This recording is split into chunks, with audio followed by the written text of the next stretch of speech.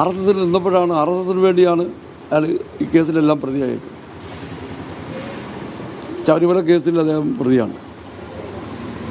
ആ പ്രസ്ഥാനം അവരെ ഉപയോഗിക്കുകയാണ് എന്നവർക്ക് മനസ്സിലായപ്പോഴാണ്.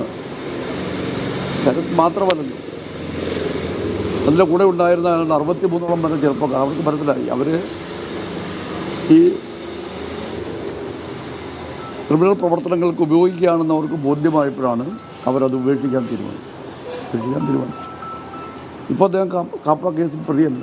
കാപ്പയെന്ന് പറഞ്ഞാൽ ഒരു പീരീഡിൽ മാത്രം ഉള്ളതാണ്. 6 മാസമാകുമ്പോൾ ആ കേസ് തീർന്നു കഴിഞ്ഞു. അല്ലാതെ ജീവിതകാലം മുഴുവൻ കാപ്പയിൽ പ്രതിയായിട്ടല്ല. അതിൽ 6 മാസത്തേക്ക് പിന്നെ പോലീസ് തീരുമാനിക്കും, അതുകൊണ്ട് കളക്ടർ തീരുമാനിച്ചു, അല്ലെങ്കിൽ അദ്ദേഹത്തെ ജയിലിലടച്ചു. അത് കഴിയുമ്പോൾ ആ കേസില്ല. ഒരു നനനടപ്പെന്ന് പറയും.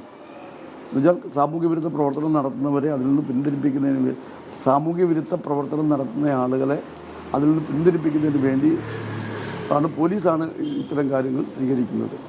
ഇവിടെ ശരത് ചന്ദ്രനെ ഒരു പ്രസ്ഥാനത്തിൻ്റെ യുവജന മോർച്ചയുടെ ഒരു ഏരിയയിൽ 4 പഞ്ചായത്തിലെ ഭാരവാഹിയായിട്ട് പ്രവർത്തിക്കുന്ന ആളാണ്.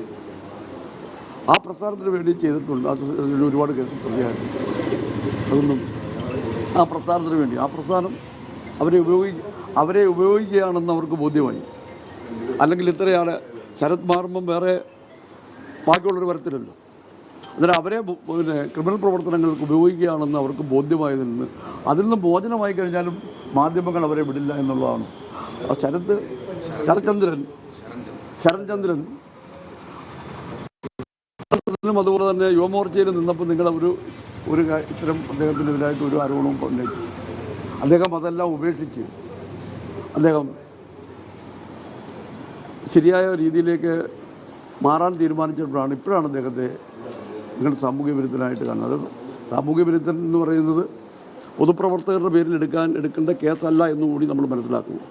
ഈ ഒരു സംശയം ചോദിച്ചോട്ടെ, ഈ DIG റിപ്പോർട്ടിനകത്ത് ഈ ഇഡ്ഡലി എന്ന് വിളിക്കുന്ന ഇന്നയാളുടെ മകൻ ശരൺചന്ദ്രൻ നിങ്ങൾ അറിയപ്പെടുന്ന റൗഡിയാണ്.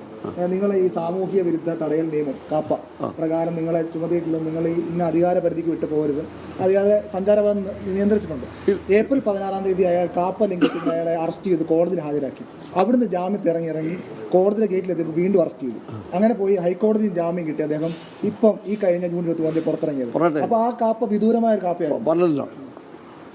കാപ്പയ്ക്ക് എപ്പോഴും അതിനൊരു പീരീഡുണ്ട്. അല്ലാതെ ജീവിതകാലം മുഴുവൻ കാപ്പ എന്ന് പറയത്തില്ല. മനസ്സിലായോ? കാപ്പ എന്ന് പറയുന്നത് നിങ്ങൾ മനസ്സിലാക്കുക. അതിനെപ്പറ്റി നിങ്ങൾക്ക് ധാരണ. കാപ്പ ഒന്ന് ചുമത്തിയാൽ അതിന് 6 മാസം, മനസ്സിലായോ? അല്ലെങ്കിൽ പിന്നെ കളക്ടർ തീരുമാനിച്ചാൽ 1 വർഷം ഒരു പീരീഡുണ്ട്. അല്ലാതെ ജീവിതകാലം മുഴുവൻ കാപ്പയായിട്ട് ആളുടെ മുദ്ര കുത്തപ്പെടുകയല്ല. ഈ കാപ്പയിലേക്ക് എത്തിയ സാഹചര്യം എങ്ങനെയാണ്? അത് RSSന് വേണ്ടിയാണ്. RSSന് വേണ്ടി നടത്തിയ പ്രവർത്തനമാണ്. ക്രിമിനലല്ല, അയാളൊരു പ്രസ്ഥാനത്തിന്റെ ഏരിയ പ്രസിഡന്റായിരുന്നു. ആ കേസ് എല്ലാവരുടെയും പേരിലുണ്ടല്ലോ. എല്ലാവരുടെയും പേര് കേസുണ്ടാവും. അത് പറയട്ടെ, അതെല്ലാം രാഷ്ട്രീയ പ്രേരിതമായ കേസുകളാണ്.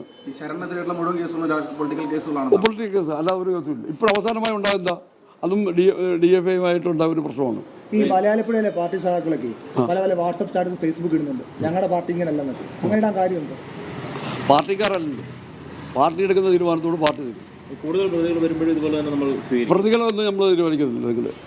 നിങ്ങൾ പ്രതികളെ തീരുമാനിക്കുന്നത് മാധ്യമങ്ങളല്ലല്ലോ, അത് കോടതിയാണ്. മാധ്യമങ്ങൾ തീരുമാനിക്കുന്നവരെല്ലാം പ്രതികളാവത്തില്ല. പോലീസ് കേസെടുക്കുന്നതുകൊണ്ട് ഒരാൾ കുറ്റവാളിയല്ലല്ലോ. ഒരാൾ കേസിൽ പ്രതിയായതുകൊണ്ട് അയാൾ കുറ്റവാളിയല്ല. അതാദ്യം നിങ്ങൾ ബോധ്യമാവണം. അയാളെ